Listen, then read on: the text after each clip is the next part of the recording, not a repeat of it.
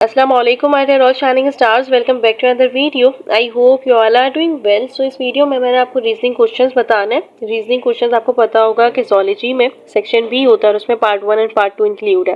Part 1 reasoning questions का होता है and part 2 non reasoning questions का होता है। जो पार्ट 1 है रीजनिंग क्वेश्चंस ये आपने अटेम्प्ट करने होते हैं, ये कंपलसरी होता है। आपके पास कोई चॉइस नहीं है कि आप रीजनिंग क्वेश्चंस को छोड़ दें। ये रीजनिंग क्वेश्चंस कैसे प्रिपेयर करने हैं, आपकी बुक में सेक्शन बी दिया हुआ है, ठीक है। अब बुक के लास्ट में आप देखेंगे तो एक्सरसाइजेज दी हुई हैं और उसमें reasoning question non reasoning question साथ ही हैं। यहाँ पे मैंने 22 रीजनिंग क्वेश्चन लिखे हुए हैं और आपने ये याद करना है। अच्छा, बॉटनी एंड जोलॉजी दोनों के ही इसमें प्रेजेंट है।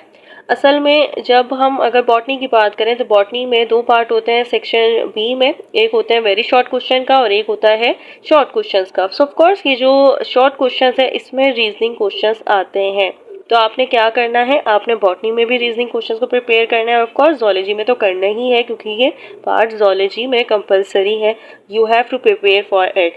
सो if you want good marks then you have to work hard. आपने वर्क हार्ड करना है और ऑफ कोर्स उसके लिए आपने याद करना पड़ेगा।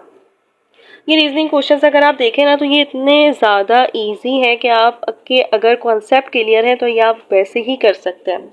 Y fats provide more energy than carbohydrates, why water molecules are amphoteric in nature, why enzymes are specific in nature. ये ऑफ कोर्स ये बेसिक से कॉन्सेप्ट हैं जो आपको पता होने चाहिए ताकि आप आगे क्लियर कर सकें अपने टेस्ट यूनिवर्सिटीज़ के लिए एंड आप अपने रीजनिंग क्वेश्चंस को अच्छे से प्रिपेयर कर सकें, आपके मार्क्स बहुत अच्छे आए।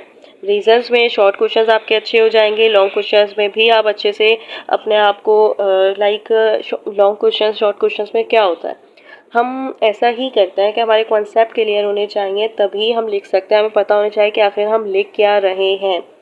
तभी जब भी आप पॉइंट टू पॉइंट बात करते हैं ना रीजनिंग क्वेश्चंस में तभी आपके नंबर ज़्यादा आते हैं। याद रखिएगा कि ऐसा होता है कि बॉटनी जोलॉजी में मार्क्स बहुत कम आते हैं। ये ऑफ कोर्स वाकई में बहुत कम आता है क्योंकि हमें ये पता नहीं होता कि आखिर हमें लिखना कितना है।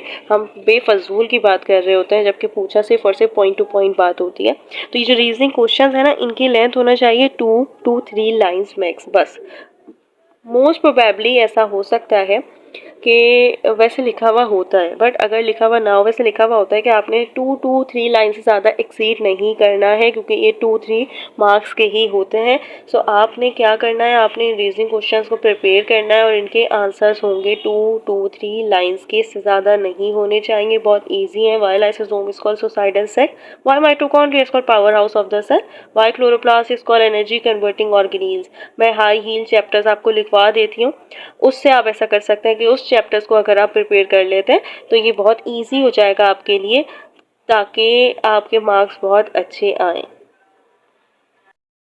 ये हाई यील्ड चैप्टर्स हैं। देखें फर्स्ट ईयर जोलॉजी में कुछ चैप्टर्स हैं जिससे ज़्यादातर रीजनिंग क्वेश्चंस आते हैं। वो चैप्टर नंबर 3 है।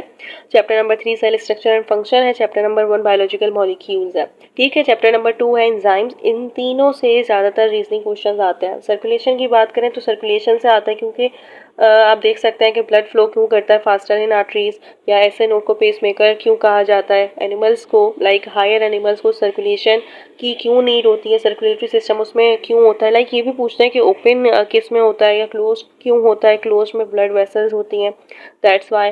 तो ये फास्टर्स और ये ब्लड फ्लो के बारे में, सर्कुलेशन के बारे में ज़्यादातर रीजंस पूछे जाते हैं। डाइवर्सिटी अमंग एनिमल्स है और डाइवर्सिटी अमंग एनिमल्स में ज़्यादातर पूछा जाता है डायमीटर से स्पंजेस से। सो आपने ये भी प्रिपेयर करना है। इसके बाद अगर हम बॉटनी की बात करें तो बॉटनी में 2 चैप्टर्स दिए हैं about plants, diversity among plants chapter 8 है और एक और है forms and functions in plants, ये चैप्टर 10 है। तो ऑफकोर्स ये आपने दोनों करने हैं प्लांट्स के, ठीक है। और बायोएनर्जेटिक्स ये मोस्ट इंपॉर्टेंट है, ये मोस्ट इंपॉर्टेंट है। इससे ज़्यादातर रीजंस आते हैं और ये रीज़न आते हैं कि केल्विन साइकिल को क्यों C3 साइकिल कहते हैं, क्यों केल्विन साइकिल के बहुत ज़्यादा नेम्स हैं, ठीक है। क्रैब साइकिल को बहुत ज़्यादा कहा जाता है, क्रैब साइकिल को TCA साइकिल भी कहते हैं, साइट्रिक एसिड साइकिल भी कहते हैं।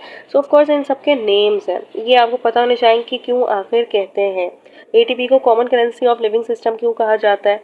तो ये कुछ रीजंस हैं जो आपने करने हैं और अगर आप ये रीजंस कर लेते हैं तो आपका सेक्शन भी बहुत अच्छा हो जाएगा, आपके MCQs बहुत अच्छे हो जाएंगे।